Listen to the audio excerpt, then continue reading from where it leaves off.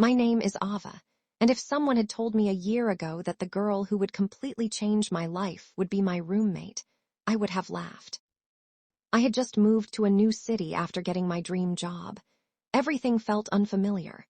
The apartment was small but cozy, and because rent was expensive, I had agreed to share it with someone I had never met.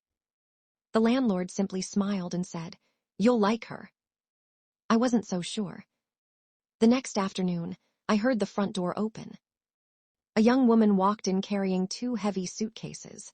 She had shoulder-length brown hair, soft green eyes, and the kind of smile that made people feel comfortable without saying a word.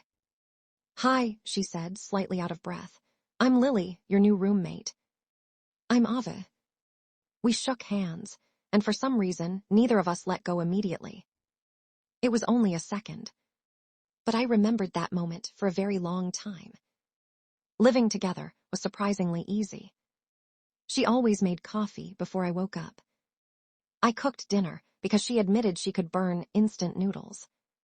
Every evening we watched movies together, arguing over what to watch before laughing halfway through. Little by little, our apartment stopped feeling like a place to sleep. It started feeling like home. Lily had a habit of singing while cleaning the apartment. She wasn't very good. In fact, she was completely off-key. But I never told her because hearing her happy made my stressful days disappear. One Friday evening, the power suddenly went out during a heavy thunderstorm. The apartment became completely dark. "I'm scared of thunder," Lily whispered. I found my phone and turned on the flashlight.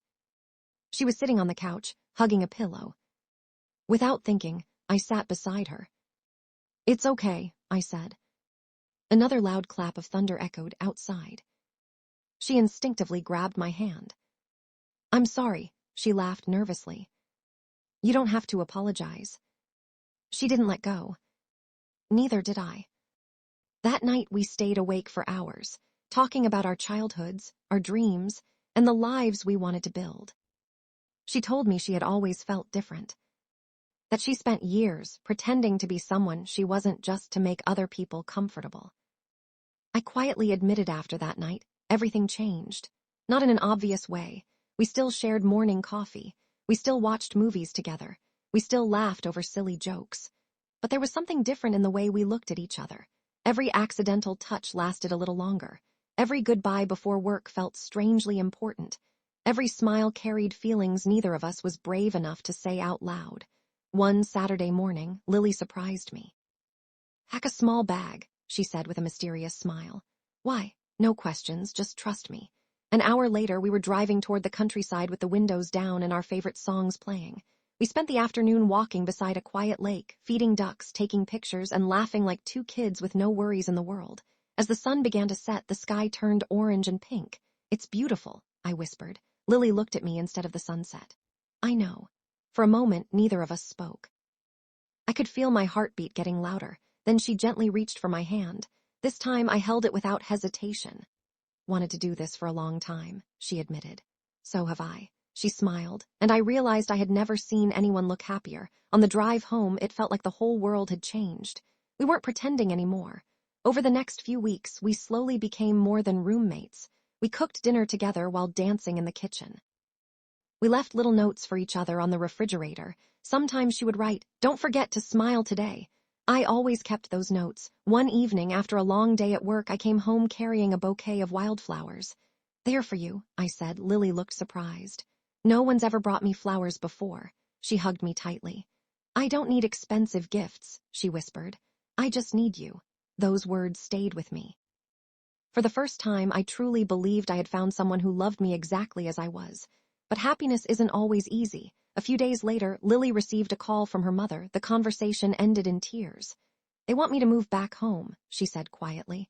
"They said if I stay here, they'll stop talking to me." My heart sank. "I don't want you to lose your family." She looked straight into my eyes. "And I don't want to lose you." Apartment felt silent that night. Neither of us slept. The next morning, Lily packed a small suitcase. I watched from the doorway, trying not to cry. "If leaving makes your life easier," I whispered, "I'll understand." She walked toward the door, placed her hand on the handle, then suddenly stopped. She stood there for several seconds. Without turning around, she quietly said, "I've spent my whole life living for other people's expectations." She slowly faced me again. "I'm done doing that." She walked back across the room, took both of my hands. "I choose my own happiness." Tears filled my eyes. "So, what happens now?" She smiled through her tears. "Now, we build the life we've always dreamed about." I couldn't stop smiling. I wrapped my arms around her and she kissed my forehead gently. Months later, we moved into a brighter apartment with a tiny balcony full of flowers. Every Sunday morning, we drank coffee outside while watching the sunrise. Life wasn't perfect. Some people still judged us. Some relationships were never repaired. But every challenge became easier because we faced it together. Love didn't erase every problem. It simply gave us someone worth fighting beside. Sometimes, the person who changes your life isn't someone you spend years searching for.